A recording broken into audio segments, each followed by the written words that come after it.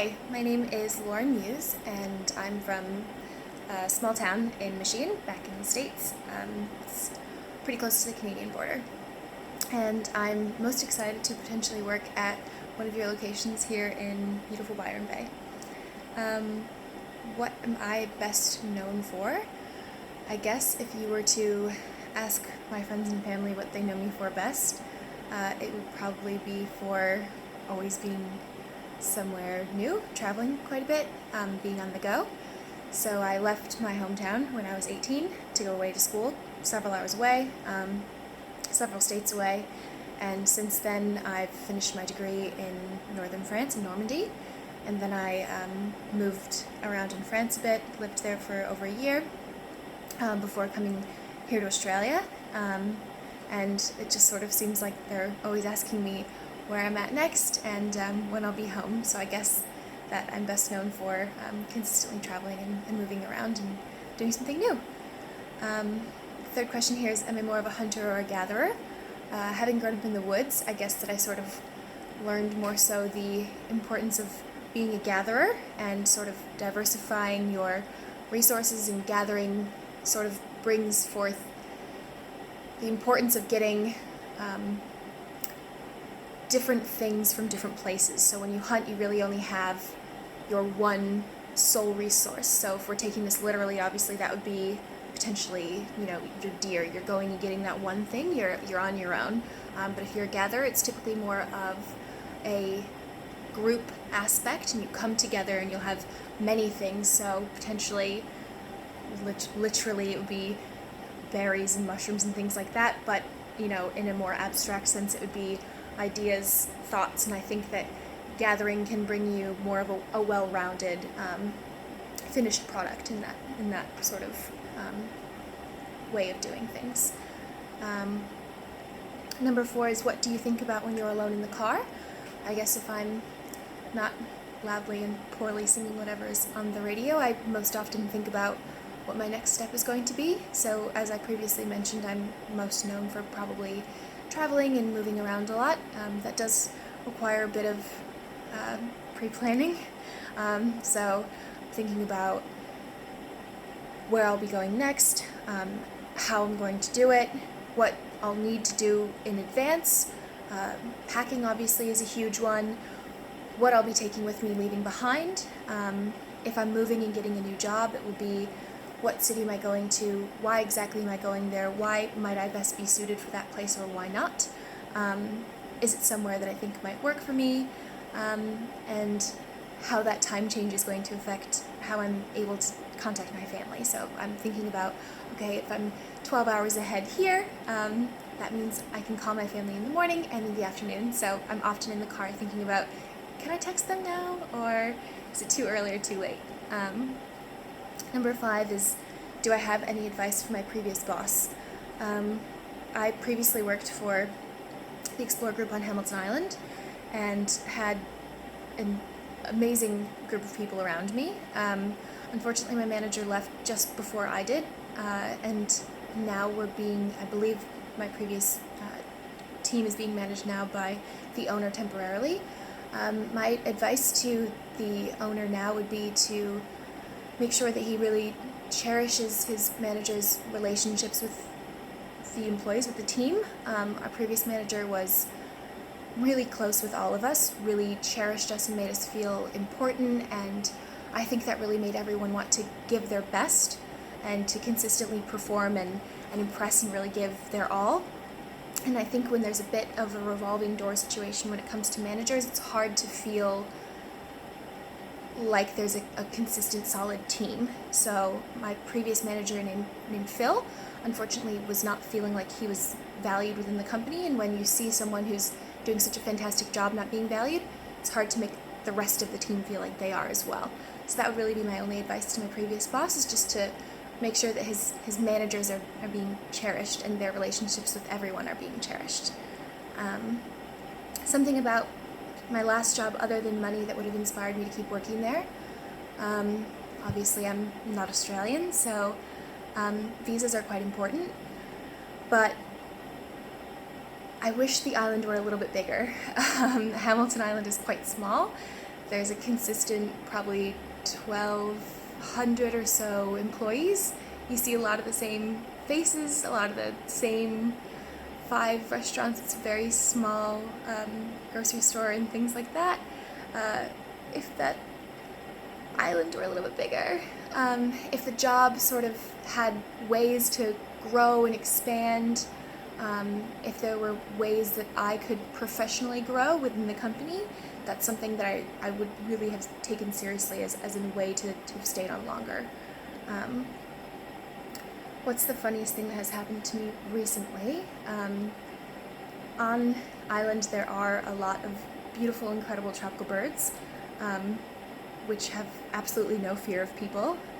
And on one lunch break in particular, I recall being at the bakery and I just bought like one of the vegetable pasties, and there's this beautiful, adorable rainbow lorikeet on the table, and I'm trying to get my first bite in, and he's sort of left and righting, trying to get a taste in as well, and they obviously can't have carbs or anything like that, so I'm trying to keep it away from him as best as I can. And so as I'm trying to keep it to my right, he goes to my left, jumps over my shoulder, runs through my hair, and actually takes the first bite of what I'm eating. So I guess the funniest thing that's happened to me recently would be being tricked by a rainbow lorikeet into stealing the first bite of my lunch. What do I want to be when I grow up? I guess that I want to be professionally fulfilled and happy. I want to feel like I've succeeded in my own terms. I don't have like a specific. I do have ideas of what that looks like, but I don't have something that I can definitively say would be what success looks like. I think it's different for many people.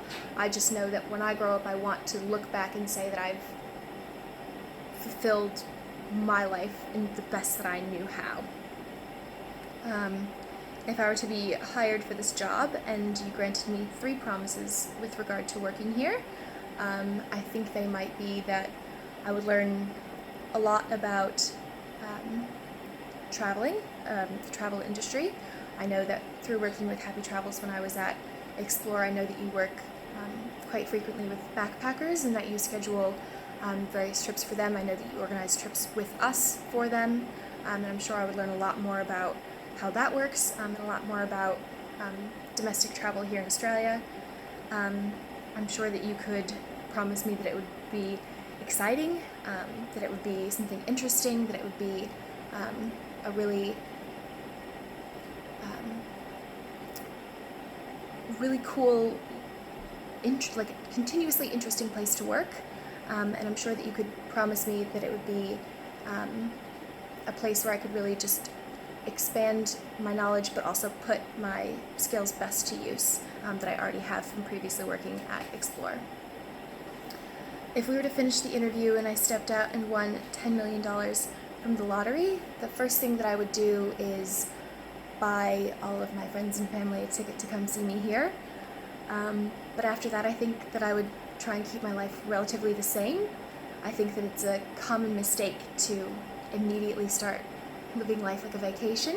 I think that the best thing you could do is supplement your life with that money, but not completely change everything. It's good to have a career, it's good to fulfill yourself professionally, otherwise I think you'd burn out so quickly. Just constantly in vacation mode, there's nothing to keep you stimulated mentally. 3 consecutive days that aren't Wednesday, Friday, and Saturday would be Sunday, Monday, Tuesday. If I were to describe the color yellow to someone who's blind, I would say that it feels like warm sunshine on your skin, and it tastes like fresh lemon curd.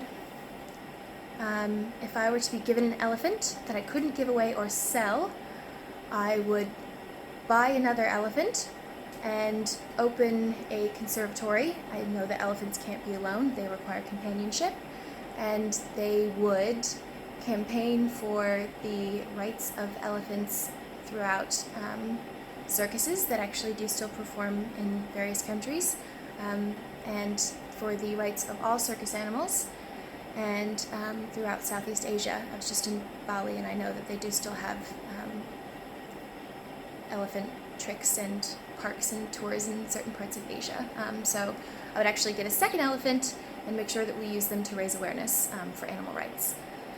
How would I convince someone to do something that they don't want to do? I would never convince someone to do something that they didn't want to do that was bad for them. So I would point out the positives of how they could grow from the experience. So I would point out, well, first I would ask them why it is they don't want to do it. We could discuss what it is that may be holding them back, explore why they may feel that way, and how this could be an opportunity to sort of grow personally for themselves. It's never good to pressure people to do things they don't want to do, but it is important to always expand your mind and be open to new experiences and opportunities, and sometimes it is important to remind people of that. If a penguin were to walk through the door wearing a sombrero, the first thing I would say is hola, and I would assume he is here for surf lessons because he's heard that the ocean levels are rising, unfortunately. I believe those are all of the questions that you have for me. I'm going to attempt to upload this to YouTube and send it by email since I am having some troubles with your website. Thank you so much for the opportunity. Bye.